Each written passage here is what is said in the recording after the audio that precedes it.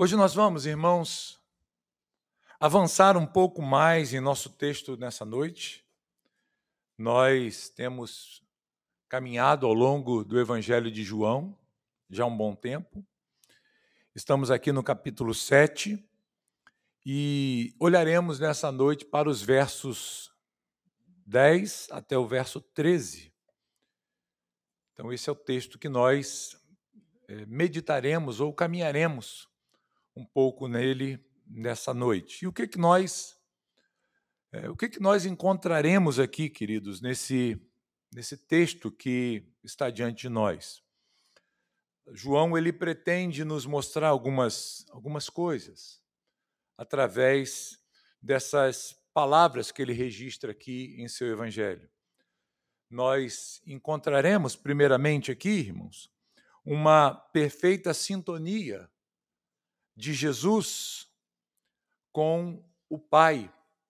Nós encontraremos não apenas essa perfeita sintonia com o Pai, mas uma plena obediência, uma obediência demonstrada claramente nas ações que Cristo toma nesse momento em que todo Israel se reúne para adorar ao Senhor ali em Jerusalém, numa festa que está sendo celebrada, a festa dos tabernáculos. Nós veremos, além dessa sintonia e dessa perfeita obediência de Jesus, nós veremos também que as pessoas, elas estão aqui divididas em suas opiniões a respeito de Jesus.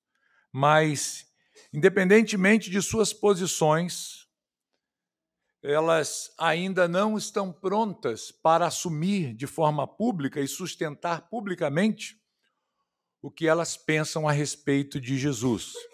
E nós, então, descobriremos aqui nesse texto quais são as razões, ou qual é a razão para que, embora essas pessoas tenham uma posição, uma opinião a respeito de Jesus, elas não assumam claramente essa posição diante do público que estava ao seu redor. Então, nosso objetivo é nós olharmos para esses versos nessa noite e caminharmos aqui ao longo desse texto e extrairmos do texto do Evangelho de João nessa noite as lições para a nossa edificação, para as nossas vidas.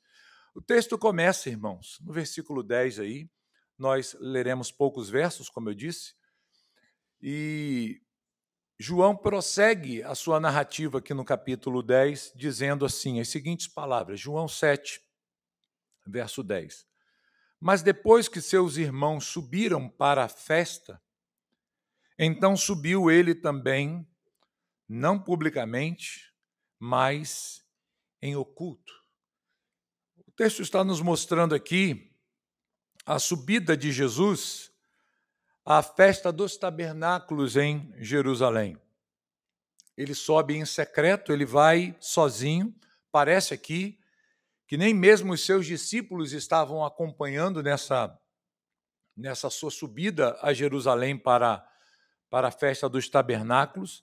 Ele vai de forma escondida, porque ele não quer que a sua presença seja notada entre o grupo, entre a caravana de judeus que está subindo para a festa dos tabernáculos. Nós devemos lembrar aqui que todo Israel, em toda a sua extensão, nesse período estava se retirando para a cidade de Jerusalém, para que lá pudessem celebrar a festa dos tabernáculos. E isso levava dias. Por exemplo, uma viagem da Galileia, região onde Jesus estava, até a cidade de Jerusalém, era feita em aproximadamente 6 a 10 dias, dependendo do ritmo que a caravana estava se deslocando ali. É um espaço geográfico assim curto para as nossas concepções hoje, nossa realidade, aproximadamente 200 quilômetros. Né? Não é uma distância tão grande, né? Tão difícil de ser vencida, mas nós devemos nos lembrar as condições daquela época. As pessoas iam a pé, caminhando lentamente, vagarosamente, algumas montados em animais, em algumas caravanas um pouco mais ágeis, mas a sua grande maioria ia num passo lento, e isso levava tempo. Era uma jornada longa, progressiva e longa. Isso exigia muitos dias, e para a segurança, geralmente as comunidades, as cidades se reuniam em grandes caravanas e percorriam todo aquele trajeto até a cidade de Jerusalém. Os irmãos podem olhar no livro dos Salmos, alguns salmos que são próprios para essa romaria do povo de Israel à cidade de Jerusalém. Eles subiam cantando. Em algumas traduções, versões da Bíblia, são conhecidos aí como cânticos de romagem ou cânticos dos degraus. Você já viu isso? Em algum salmo, e você deve ter se perguntado o que significa isso. É para a gente cantar numa escada? Não é isso, né? Degraus, porque era uma jornada feita subindo a Jerusalém. Jerusalém ficava numa região montanhosa, alta, fica, né? E as pessoas, então, quando elas iam a Jerusalém, elas geralmente se referiam: vamos subir a Jerusalém. Então, esses cânticos eram entoados pela congregação subindo a Jerusalém para celebrar as festas. E, como eu disse, por questões de segurança e até facilidade, as pessoas iam em grandes caravanas. Você pode imaginar como deve ser você viajar num grande grupo. Deve ser legal, né? A conversa, eles paravam para descansar, talvez o almoço era preparado em conjunto, eles tomavam um café da manhã juntos, era um momento ali de comunhão entre o povo, e muitos assuntos eram comentados ao longo dessa jornada, dessa peregrinação até Jerusalém. Jesus, ele decide não ir no meio dessa multidão. E aqui a gente começa a entender o porquê que Jesus ele não quer ir a Jerusalém em meio à multidão. Nós devemos nos lembrar que essa é uma festa, queridos, que tem um foco muito forte na messianidade. As emoções e as esperanças messiânicas, elas eram afloradas justamente na grande festa dos tabernáculos. Inclusive, nós estamos num período de tabernáculos lá em Israel. Se não me falha aqui, eu acho que semana passada eles começaram a comemorar em Jerusalém a festa dos tabernáculos, né? E todo Israel está lá, apesar da guerra, né? Estão lá celebrando. É um dia especial, um feriado, e é um momento em que toda a nação se para celebrar a festa de Sucote, é mais conhecida assim. Eles constroem cabanas nas suas casas, no quintal, levantam lá umas tendazinhas, coloca lá palha, ramos de palmeiras, e eles fazem lá o lugar deles de habitação. Eles habitam ali. Mesmo que você tenha uma cama confortável para dormir na sua casa, as pessoas saem e dormem ali, fazem suas refeições ali naquela cabaninha, lembrando a jornada que eles fizeram do Egito até a terra de Israel, celebrando ou reconsiderando os feitos de Deus nesse caminho. Então, essa é uma festa que aponta muito para a messianidade. É o momento em que a esperança no coração de todo judeu era que o Messias viria tabernacular entre eles. O que essa palavra significa? Significa morar ou habitar. Inclusive, João usa isso no início do seu evangelho. O verbo se fez carne e ele fez o quê? E ele habitou entre nós. Então, é a palavra que surge ali, habitar. E acreditavam que em tabernáculos ou na festa de Sucote, o Messias surgiria. O Messias viria e estabeleceria o seu reino. Então, vocês podem imaginar como é que estavam as emoções dessa gente aqui, subindo para Jerusalém, na expectativa do Messias. Inclusive, nós vimos na última exposição que os irmãos de Jesus estavam dizendo ou disseram a ele para que ele subisse e se mostrasse nessa festa ao mundo, revelasse quem ele era. Já que você tem feito tantas coisas, revela-te ao mundo. Cumpre aí o seu propósito como como Messias. E Jesus diz para eles: não, eu não subo, subam vocês, eu não vou. Então os irmãos de Jesus sobem para a festa, nós entramos aqui no verso 10, e João então introduz no versículo seguinte algo que nos chama a atenção, porque no verso anterior, se os irmãos olharem aí, nós vamos encontrar Jesus dizendo exatamente que ele não iria para a festa com os seus irmãos. Versos 8 e 9, ele diz: subi vós outros à festa, eu, por enquanto, não subo, porque o meu tempo ainda não está cumprido. E aqui eu gostaria de fazer assim, trazer uma notinha aqui, porque esse texto que mostra a subida de Jesus ali à festa dos tabernáculos, ele é um texto que é muito usado pelos críticos para condenar a fala de Jesus aqui. Como é que é isso? Jesus disse que não ia subir, e agora, no versículo seguinte, ele vai. Jesus mentiu? Será que Jesus estava enganando os seus irmãos? Então, muitos críticos olham para esse versículo aqui para tentar descredibilizar as palavras de Jesus. E eu sei que há um certo arranjo aqui na tradução, se os irmãos olharem aí no versículo 8, é só um parênteses que eu estou fazendo para os irmãos compreenderem aqui.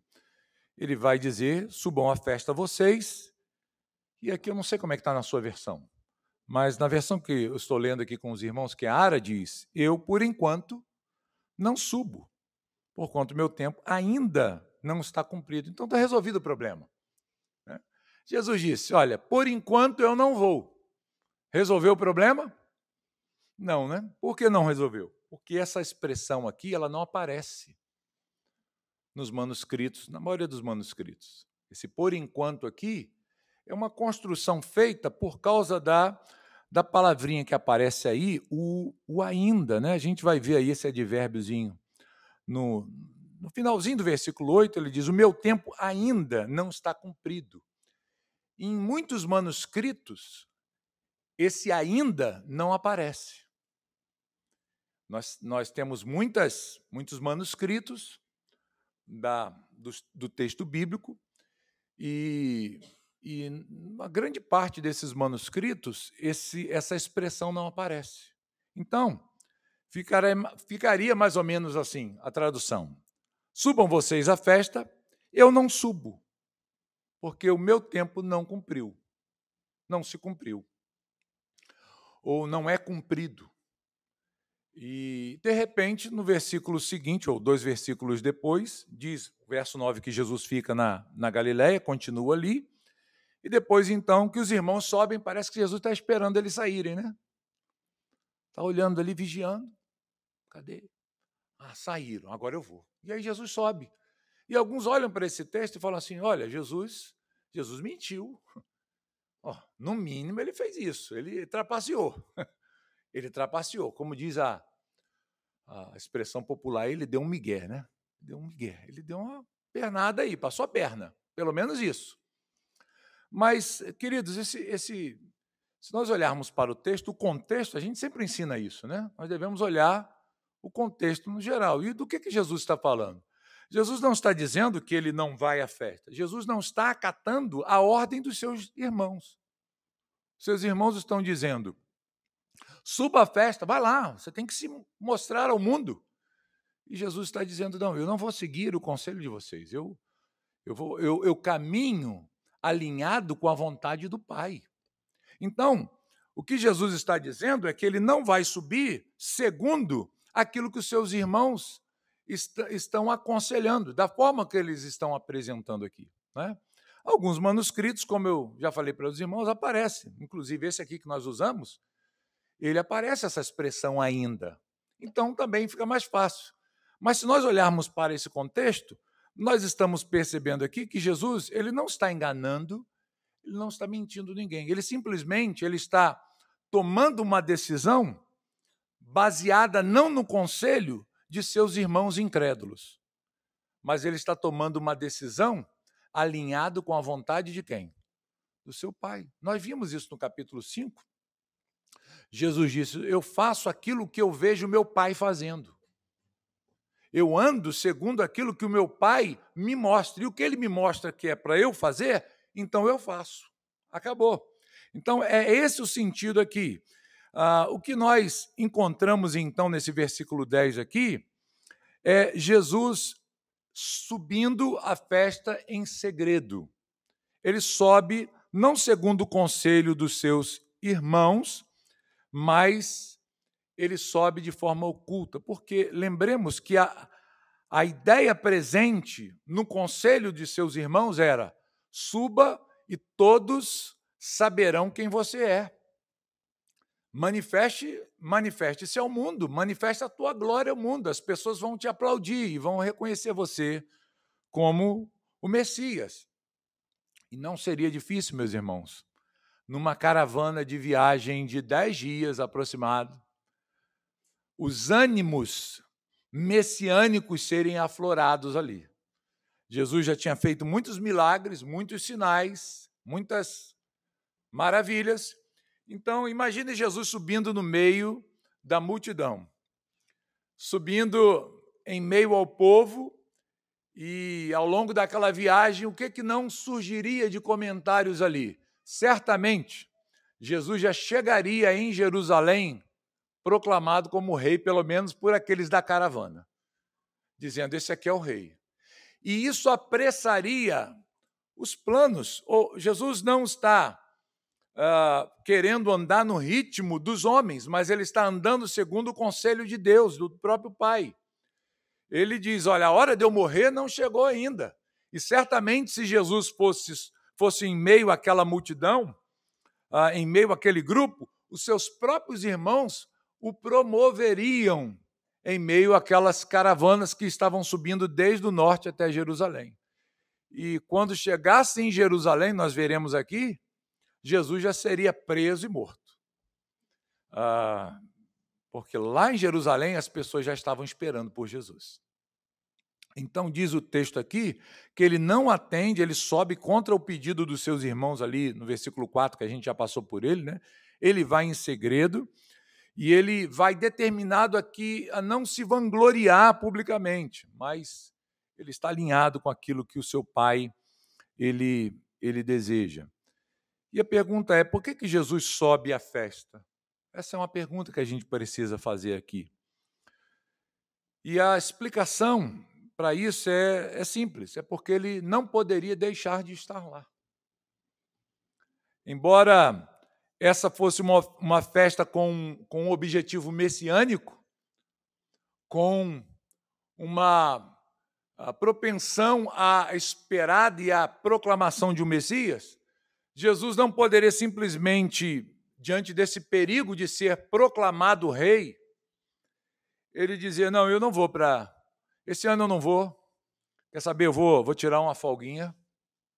Eu vou ficar aqui na Galileia mesmo e não poderei subir à festa dos tabernáculos esse ano. Já fui tantas vezes, esse ano eu não vou.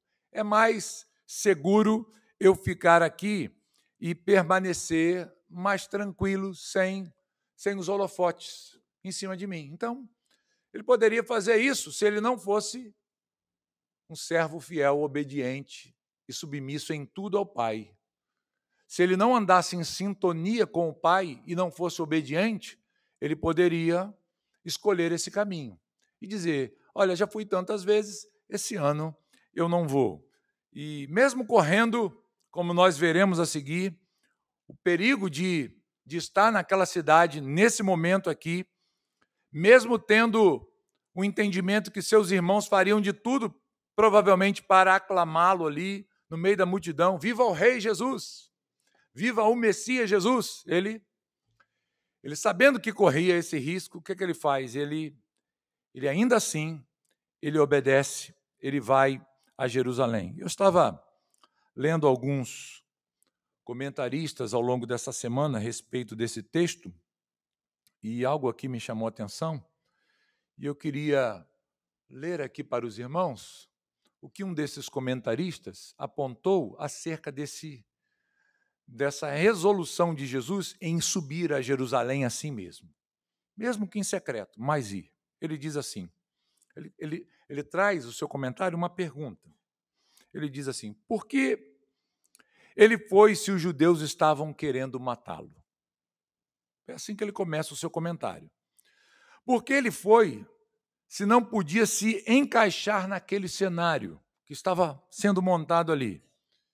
E ele responde, porque em Deuteronômio 16, verso 16, e aqui fugindo do comentário, baseado em Levítico 23, os irmãos podem ver isso depois, ele diz assim, Deus ordenou que ele fosse. Portanto, mesmo que não tenha sido prudente para Jesus ir, a prudência se curvou à obediência, quando ele se submeteu ao Pai. Era prudente Jesus estar em Jerusalém nessa época? Bem, eu diria que não, né? Muito arriscado, muito difícil, muito perigoso mesmo estar ali.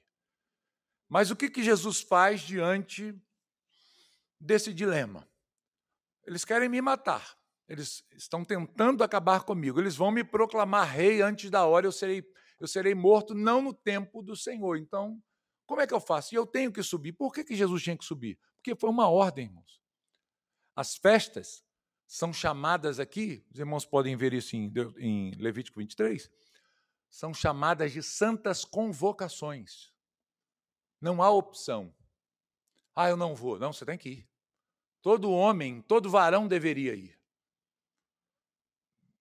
Mas eu moro muito longe, não tem problema. Mas está chovendo, vem assim mesmo. Mas eu estou cansado. Não importa. Vem arrastado, venha numa maca. Dê o seu jeito. É uma ordem que Deus estabelece. Deus disse para o seu povo, vocês vão subir e vocês vão me oferecer culto e louvor nessas festas. Então, não havia aqui, queridos, essa opção de Jesus falar assim, olha, eu acho que não é legal, não tá um tempo bom, eu acho melhor eu ficar em casa mesmo e não participar dessa convocação. Ele não faz isso. Ele prossegue. A despeito desse alto risco que ele sofria, Jesus obedece ao Pai. E aqui fica uma lição para a gente, não é verdade? Porque quantas vezes nós abrimos mão de estarmos na casa de Deus, na comunhão, nessa santa convocação que é o culto solene, por coisas muito mais simples. Coisas muito menores nos prendem em casa. Nos sobem ao coração dizendo, olha, Deus entende, Deus sabe. Olha, de repente chega uma visita em casa, né? E aí, o que eu faço agora? É o dia do Senhor, é o dia do culto, é o dia de eu estar com os meus irmãos congregando e adorando ao Senhor. E agora? Qual decisão que eu tomo? Irmãos, a decisão já está clara. O domingo, o dia do Senhor, é um dia que nós separamos para adoração comunitária. Eu acho que só numa situação muito extrema nós devemos omitir o culto, a nossa participação no dia do Senhor do culto. Há dificuldades, Há lutas, existem lutas, irmãos. Cada um aqui tem suas lutas. Não preciso ficar dizendo aqui, listando um monte de problemas e dificuldades ou contratempos, mas todos nós aqui temos que tomar uma escolha. Ou vamos, ou não vamos. Ou iremos ao culto celebrar ao Senhor, ou ficaremos em casa. Ou faremos qualquer outra coisa. Quando que, na verdade, o Senhor nos convoca para a adoração e nós devemos obedecer esse chamado de Deus. E Jesus faz exatamente isso, nos deixa aqui uma lição muito prática, né, do que nós devemos fazer. Ninguém aqui corre risco de vida, eu acredito, de ser morto, talvez, por vir à igreja, pelo menos aqui no Brasil. Nós estamos orando aí pelas igrejas no mundo e há lugares que sim, né? Você literalmente corre risco se você for para um culto cristão. Mas nós não corremos esses riscos aqui. Por que não participarmos da adoração pública? Por que não atendermos à santa convocação do Senhor para virmos e nos rendermos a Ele? Jesus nos mostra aqui, então, meus amados, que para Ele não havia essa opção de ficar na Galileia. Ele diz, eu não vou E ele sabia o que ele ia fazer. Eu não vou com vocês. Podem ir. Sigam. Não é o meu tempo. E os irmãos saem. Talvez 20 minutos depois, Jesus pega a sua trouxinha, coloca nas costas e fala: vou também, agora eu vou. Agora o Pai me ordenou, vai. Talvez tomou um rumo diferente, seguiu uma estrada diferente. Ele vai em secreto, e a ideia que João passa aqui é que nem mesmo os seus discípulos o acompanharam ali nessa viagem. Então, esta obediência de Jesus nos ensina como nós devemos também nos portarmos diante da ordem que o Senhor nos dá para servi-lo e adorá-lo. Então, seguindo o nosso texto, nós veremos nos versos seguintes por que Jesus ele toma essa decisão de ir em secreto. Eu convido os irmãos, então, a olharem aí esses versos que prosseguem dizendo assim: ora, os judeus o procuravam na festa e perguntavam: onde estará ele? João faz uma referência aqui aos judeus. E a quem João se refere aqui ao usar a expressão judeus? Certamente, o que João tinha em mente aqui, meus irmãos, não era o número total do povo de Israel. Embora, certamente, as pessoas ali estavam esperando por Jesus. Todas as festas, Jesus estava lá. Na última festa, eles viram algo maravilhoso. O paralítico fora curado. 38 anos. Que virá nessa próxima festa? Havia uma ansiedade no coração do povo, uma expectativa? Claro que havia. Mas a quem João está se referindo aqui, no verso 11? Aos judeus. Ele está se referindo aqui às autoridades religiosas, irmãos. Isso está bem claro ao longo de todo o texto que a gente tem lido. Se os irmãos olharem o capítulo 2, no verso 18, nós encontramos a seguinte fala, que a apresentação que João faz. Perguntaram-lhe, pois, os judeus: que sinal nos mostras para fazeres estas coisas? Lembra do que está acontecendo aqui, meus irmãos? Jesus está lá em Jerusalém e ele faz uma limpeza no templo. E as pessoas ficam bravas, né? Por que Jesus fez isso? Quem te deu autorização para vir aqui na nossa casa e fazer essa bagunça toda que você está fazendo? Então, aqui é uma referência a esses líderes religiosos. Nós já vimos no capítulo 5, se os irmãos avançarem um pouquinho aí, quando Jesus cura lá o paralítico, verso 10 diz assim: por isso, disseram os judeus ao que fora curado: hoje é sábado e não te é lícito carregar o leito. Quem são os judeus que estão falando aqui? São os religiosos, né? É a classe sacerdotal, os fariseus, talvez, um grupo que viu aquele homem carregando o leito dele num dia de sábado e foram lá tirar satisfação. Olha, que é isso? Está proibido fazer uma coisa dessa. Quem deixou vocês fazerem isso? Hoje é sábado, não pode fazer isso. Verso 18. Olha o que diz aí o verso 18. Por isso, pois, os judeus ainda mais procuravam matá-lo. E aqui nós começamos a perceber a ameaça. Porque não somente violava o sábado, mas também dizia que Deus era seu próprio Pai, fazendo-se igual a Deus. Então vejam aqui, irmãos, que João já havia dito que havia no coração dos líderes da nação de Israel, os judeus aqui são os religiosos, a classe religiosa.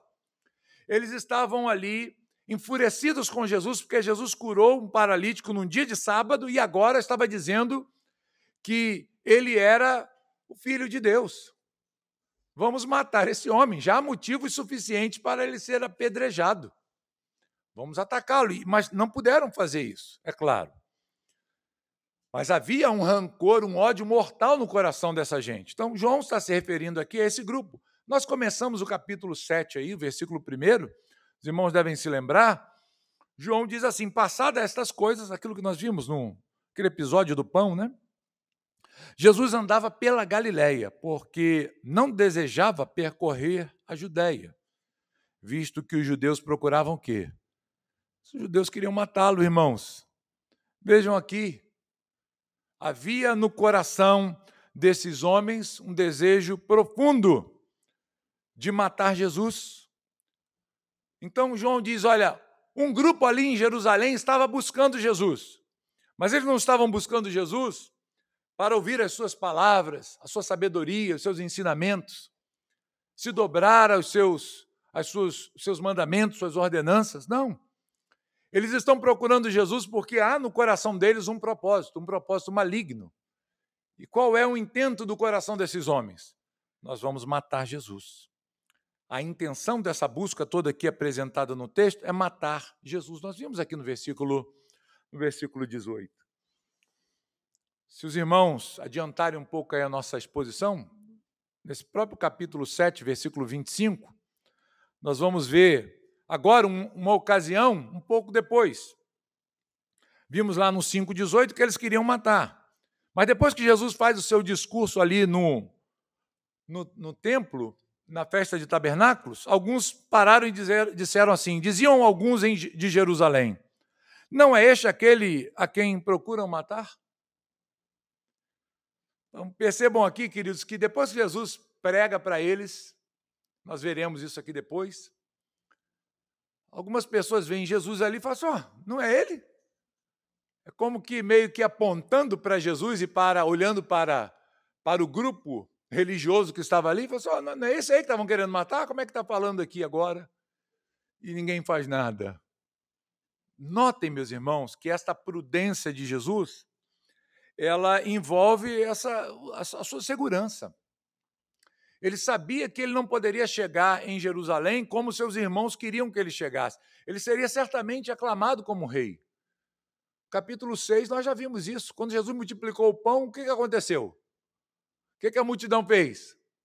Achamos o Messias. Vamos proclamá-lo rei. O que Jesus faz? Pega os discípulos, bota num barco e fala, vaza daqui, foge daqui. Eles não estão prontos ainda para ouvirem esse discurso. Era bem provável os discípulos de Jesus serem influenciados pela multidão e falaram, tá certo, vamos fazer um coro aqui com eles. Jesus é o Messias, Jesus é o Messias. Então, o que Jesus faz? Pega os discípulos, coloca num barco e vaza. E ele sobe para a montanha e vai orar, se retira, calma. Então, essa gente aqui está querendo proclamar Jesus como rei. Jesus sabe que se for por essa linha aqui, o que vai acontecer em Jerusalém? Ele será morto, queridos, porque a fama de Jesus havia já crescido. Passou-se aqui um ano. Os feitos de Jesus na Galileia, meu Deus, você imagina um ano no ministério de Jesus, pregando, curando, ressuscitando pessoas. Todas essas coisas chegaram aos ouvidos dos moradores de Jerusalém, do povo da Judéia, e certamente dessa classe religiosa. A fama de Jesus o precedia. Tanto é que as pessoas já estavam aguardando por ele ali. E isso despertou inveja e o ódio na liderança judaica. Essas pessoas estão aqui com rancor, com ódio mortal de Jesus.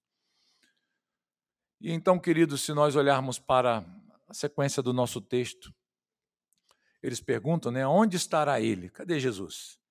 E o verso 12, então, nos diz, e havia grande murmuração a seu respeito entre as multidões.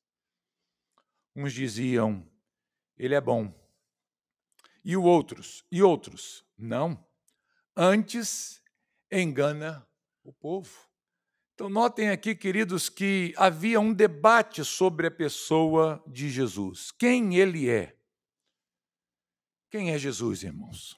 Essa é uma pergunta respondida por João ao longo de todo o seu evangelho. João se preocupa em todo o seu evangelho, desde o início, nos mostrar quem é Jesus. Ele quer responder essa pergunta. E é justamente esse tipo de pergunta que surge a respeito de Jesus. Há uma especulação ali.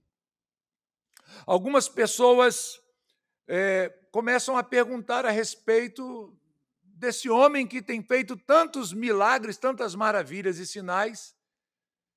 Seria ele o Messias? Seria ele o nosso Salvador? Seria ele um homem que vai nos libertar do domínio de Roma, o Messias prometido pelo Senhor, pelas Escrituras? Bem, como os irmãos podem ver aí no texto, duas opiniões são formadas a respeito de Jesus. Uma diz que ele é bom. Não é difícil nós entendermos essa resposta aqui. Não é difícil entendermos esse conceito na mente das pessoas, porque Jesus só fazia o bem. Quantos milagres, quantas bênçãos, quantas maravilhas, quantos sinais vistos, presenciados, coisas inimagináveis, quanta bondade, quanto amor sendo ministrado, quantas bênçãos alcançando aquelas pessoas que estavam ao redor de Jesus. Todos que chegavam até ele eram atendidos, eram assistidos nas suas necessidades. Então não é difícil, queridos, nós entendermos um grupo olhar para Jesus e falar assim, não, esse homem é um homem bom, ele é uma pessoa boa, ele tem feito coisas bacanas, mas nós percebemos aqui que há uma divisão, e naturalmente essa divisão vai existir em todo segmento, né, da nossa vida. No meio religioso também não é diferente. E outros faziam a seguinte declaração a respeito de Jesus: ele é um enganador. Não, ele não é bom nada, ele é um enganador. Agora, os irmãos percebem aqui, queridos, o que eles estão fazendo? Estão chamando, o que é um enganador? O enganador é um mentiroso, um trapaceiro, não é verdade? Eles estão chamando o Deus da verdade de mentiroso. Eles estão dizendo que o Deus que não mente, que nunca mente, ele é um mentiroso, ele é um enganador. Você percebe a maldade no coração desses homens aqui? Essa acusação aqui, queridos, ela tem a intenção, nós percebemos aqui, de descrever Jesus como um falso mestre no meio do povo. Como eu disse para os irmãos, havia ali toda uma expectativa messiânica e muitos falsos messias já haviam surgido. Surgiram muitos messias, libertadores antes de Jesus e após Jesus, inclusive até no período de Jesus, falsos messias apareciam dizendo, eu sou Cristo, me sigam. E certamente enganavam as pessoas ali, né? Então a ideia ao fazer essa acusação, ele é um enganador, é dizer, ó, ele é um falso messias, ele é um falso mestre. Ele engana vocês. Mas há algo aqui, queridos, nesse texto, há um contudo aqui, é que esse assunto Jesus, ele não era tratado abertamente entre essas pessoas. Não havia ali, mesmo na boca dessas pessoas que diziam que Jesus era bom, um vínculo, uma ligação, uma associação com a pessoa de Cristo, com a pessoa de Jesus. Se vocês olharem aí o texto vai prosseguir. Ele diz assim, uns diziam ele é bom e outros não, antes engana o povo. E o verso 13 nos explica isso. Entretanto, e aqui ele junta todo mundo agora, né? Ninguém falava dele abertamente. E a razão pela qual eles não falavam abertamente a respeito de Jesus é clara aí no texto, né? Por quê? Porque eles tinham o quê? Eles tinham medo. Medo de quem? Dos judeus. Quem são os judeus aqui? É o povo todo? Não, né? Eles estão com medo dos líderes religiosos. Eles estão com medo do Sinédrio. O Sinédrio aqui ainda não havia dado uma posição a respeito de Jesus, de quem Jesus é. Então, é meio que assim, eu não vou me arriscar a falar nada de Jesus publicamente, me associar a ele ou não, porque o Sinédrio não falou nada ainda. E é um problema você se posicionar de forma contrária ao Sinédrio. É um grande perigo. Então, embora entre as pessoas houvesse uma murmuração, uma conversa mais fechada, mais velada, um conceito mais velado a respeito de quem é Jesus, cada um com a sua opinião. Não, ele é uma pessoa boa, ele é legal, ele tem feito bem. E outros diziam, não, vocês estão enganados completamente, ele está enganando vocês. Você é usurpador, não caiam na conversa dele. Mas tudo isso era falado, nos parece aqui, segundo João está nos narrando, de forma mais velada, de forma mais secreta ali, escondida, não abertamente. Ninguém assumia uma posição clara a respeito de Jesus, embora tivessem ali suas opiniões, mas não havia aqui, meus irmãos, uma associação pública. Não havia um compromisso aqui. E qual é a razão disso, como nós falamos? É o medo, né? O medo de assumir publicamente que Jesus é o Messias, por causa da liderança judaica. Falar que Jesus é um Messias agora pode ser um problema para a gente. Nós afirmamos aqui, entre nós, que ele é uma pessoa boa. Mas nós não temos coragem de assumir isso de forma pública. Nós não queremos nos associar a ele.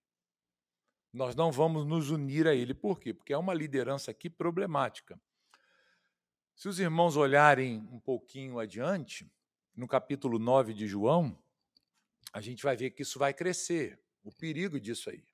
Então, olhem aí João, capítulo 9, no versículo 22. E isto disseram seus pais, porque estavam com medo dos judeus. Quem são os judeus? Os judeus aqui são os religiosos, a classe religiosa. Pois estes já haviam assentado que se alguém confessasse ser Jesus o Cristo, fosse expulso da sinagoga. Olha só, então. Aqui, a coisa vai crescendo a tal ponto de forma que essa elite religiosa já dá um parecer a respeito de Jesus. Ele é um herege. E se alguém se associar a esse herege, se alguém se unir a ele, se alguém professar que ele é o Cristo, ele é o Messias, o que vai acontecer a essa pessoa? Será expulsa da sinagoga. Irmãos, o que se perdia com a exclusão da sinagoga? O que os irmãos imaginam? A exclusão da sinagoga significava uma exclusão total. O que se perdia? Absolutamente tudo. Um judeu que fosse associado a Jesus de Nazaré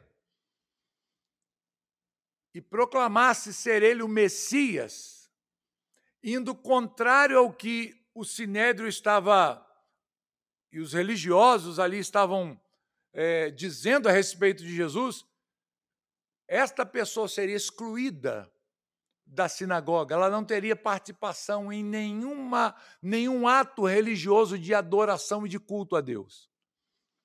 Templo nem pensar, né? É uma perda muito grande. Então, quando o cego aqui é curado, né? E aí vão perguntar, né, a respeito dele, seus pais, eles ficam com medo, não sei de nada. Não quero me comprometer, por causa do medo. A preocupação era grande.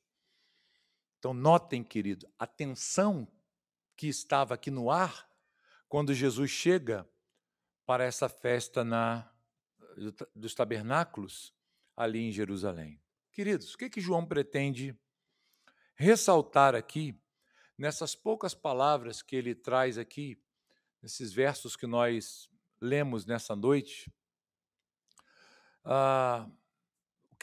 O que João pretende ressaltar nessas poucas palavras que vão antecipar aqui a participação ativa de Jesus na festa dos tabernáculos ali em Jerusalém? Semana que vem nós veremos Jesus agindo mais ativamente, ensinando. O que João está fazendo aqui é preparar o terreno. O que João está fazendo aqui é preparar os seus leitores para aquilo que virá. Então, o que ele pretende fazer aqui é nos mostrar, irmãos, que Jerusalém, e não só Jerusalém, mas toda a nação, ela está dividida. Ela está dividida com relação a Jesus. Há 3 grupos aqui, pelo menos, entre os judeus. Há um grupo que não vê nele ameaça alguma. Jesus só faz o bem. Que mal ele poderia nos fazer? Para que persegui-lo? Deixa ele em paz. Tem nos abençoado tanto. Há um outro grupo aqui na história que olha para Jesus e fala: esse homem é um enganador, ele é um aproveitador, está se aproveitando de vocês, está enganando vocês. E há um terceiro grupo aqui, mais perigoso, né? É um grupo que deseja matá-lo, que em seu coração já está decidido dar um fim à vida de Jesus. Não sabem como vão fazer isso ainda, mas eles já assentaram no coração deles: vamos matar Jesus. Então, o que João tem aqui em mente é nos mostrar essa realidade. As pessoas estão divididas, há incrédulos, inclusive até no meio dos irmãos da família de Jesus. Os discípulos já não seguem mais a Jesus. Muitos discípulos, no capítulo 6, abandonaram Jesus. Jesus está perdendo a sua popularidade. A nação começa a se dividir a respeito de quem ele é. E agora ele começa a sofrer ameaças de morte. Na verdade, Jesus disse que esse efeito ele é produzido nos corações dos homens no que diz respeito a ele. Nós estamos aqui em João, mas eu queria relembrá-los o que Jesus fala lá em Mateus capítulo 10. Mateus 10, versos 34 ao verso 39 diz assim: não penseis que eu vim trazer paz à terra.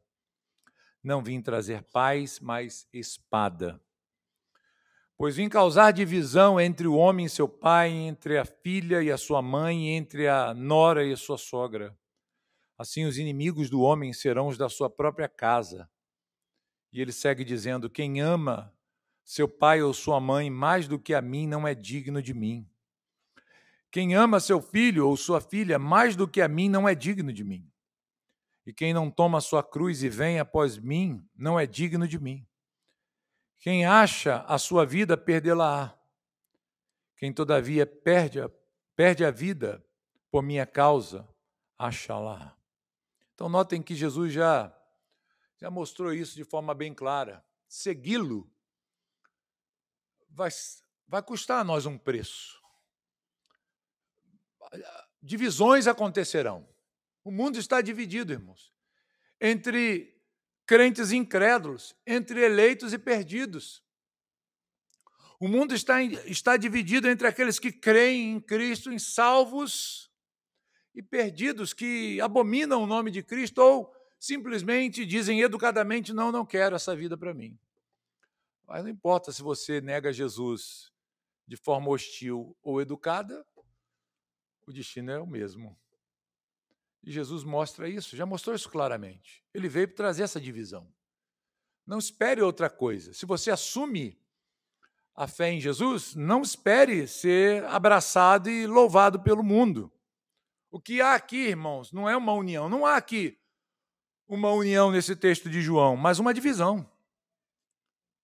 Jerusalém, a cidade, o país inteiro está dividido por causa de Jesus. Porém, há aqui, embora haja essa divisão de pensamentos, há uma coesão. Nós podemos perceber isso aqui. Há uma coesão aqui entre esses grupos, no sentido de que ninguém assumia publicamente o que pensava a respeito de Jesus. Nisso eles estão concordando. Ou é melhor a gente ficar quieto. Cada um fica na sua. Cada um tem sua religião. Cada um tem seu Deus. Cada um prega o que acredita. Fica na sua, fica na minha e a gente fica quieto. Ninguém briga com ninguém, né? Eles concordam em algo. Embora eles não concordem a respeito de tudo, a respeito de Jesus, mas eles estão unidos numa coisa. Olha, nós não podemos falar essas coisas, o que nós pensamos, porque nós podemos ser punidos. Se nós gritarmos, Jesus é o Messias, pode ser que o Sinédrio diga, não, ele é um herege, aí perdemos. Se nós falarmos, Jesus é um herege, e o Sinédrio de repente diz assim, não, ele é o Messias realmente, vai, difícil, né? Mas nós estaríamos condenados como hereges. É difícil tomar uma posição a respeito de Jesus. É isso que João está mostrando aqui, queridos. Que há uma divisão, sim, a respeito da pessoa de Cristo, mas também há uma dificuldade nas pessoas de se posicionarem claramente a respeito do que elas creem. Isso deve refletir a oposição que os cristãos também sofrem hoje, não é verdade? Lá na frente, capítulo 15 de João, versículo 18. João 15, 18. Abra aí a sua Bíblia. ele diz assim: se o mundo vos odeia, sabei que, primeiro do que a vós outros, me odiou a mim. Lembra que Jesus falou para os seus irmãos? O mundo não pode vos odiar, mas a mim me odeia, porque eu dou testemunho acerca de suas obras, que suas obras são más. Com vocês tudo bem, mas a mim eles me odeiam. Eu testemunho contra eles. E Jesus então disse para os seus discípulos a mesma coisa: olha, se o mundo está odiando vocês, não fiquem assustados, porque, primeiro, eles me odiaram. Eu fui o primeiro alvo do ódio do mundo. Então não esperem ser abraçados, acariciados, louvados como crentes em Jesus pelo mundo, porque o mundo vai persegui-los da mesma forma que o mundo me perseguiu. E é por isso, queridos, que muitas pessoas têm medo, às vezes, de tomar uma posição a respeito de Jesus. Até acreditam que Jesus é o Salvador, acreditam que o caminho da salvação é esse, é Jesus, sabem que devem tomar o caminho da igreja e se converter a Cristo e segui-lo, mas eles têm medo. O que o mundo vai fazer comigo depois que eu tomar essa decisão? O que meus amigos vão fazer a meu respeito? Como será a minha vida? Minha vida pode virar um inferno aqui. Eu não quero viver um inferno nesse mundo. Eu quero me livrar do inferno futuro, mas eu não quero que esse inferno seja agora. E Jesus está dizendo exatamente isso que vai acontecer. E essas pessoas aqui, elas estão de acordo nisso. Olha, não vamos arrumar problema para a gente. Não vamos tomar uma posição, um partido, porque pode ser que a gente quebre a cara e a gente se arrebente. E são muitas pessoas, queridos, que caem nesse mesmo erro, porque não querem assumir publicamente a fé em Cristo Jesus, que não querem confessar publicamente que Jesus é o Filho de Deus. E aqui eu encerro trazendo para vocês essa reflexão. Você precisa definir a sua posição a respeito de Jesus. Você tem que assumir a sua posição. De qual lado aqui você está? Qual é o seu lado aqui nessa história? De que lado você se encontra? A qual desses grupos você participa? Mas o que nós precisamos entender aqui, queridos, é que o que é esperado de nós é uma união a Cristo definitiva, um compromisso com Cristo definitivo, sem retrocedermos. Nós precisamos tomar uma decisão, uma posição a respeito de Jesus. Ter uma boa impressão a respeito de Jesus não resolve apenas. Se nós olharmos aqui para o texto, alguns aqui tiveram uma boa impressão de Jesus. Nossa, ele é bom. Ele é bom. Mas isso é o bastante, queridos? Não. Você precisa se comprometer com Jesus. Você precisa confessar a Cristo diante do mundo. E eu encerro lendo para vocês as palavras de Jesus em Mateus capítulo 10. Vamos voltar para o capítulo 10 de Mateus, um pouco antes daquilo que nós lemos, versos 32 e 33. Ele diz assim: portanto, todo aquele que me confessar diante dos homens, também eu confessarei diante de meu Pai que está nos céus. Mas aquele que me negar diante dos homens, também eu o negarei diante de meu Pai que está nos céus. Saiba que você precisa tomar uma posição a respeito de Jesus. O que você vai fazer? Vai guardar para você? Ou você vai publicamente confessar a Cristo? Aqueles que confessam a Cristo publicamente como Senhor, Salvador de suas vidas, qual é a recompensa desses? Qual é a recompensa destes que assumem publicamente a sua fé em Jesus? Esses, unidos a Cristo, recebem a salvação. São salvos por Ele. São resgatados da condenação eterna. Que você esteja entre aqueles que confessaram publicamente a Cristo. Não entre aqueles que o negaram e o negam diante dos homens. Vamos orar ao Senhor e agradecer ao Senhor pela sua palavra nessa noite.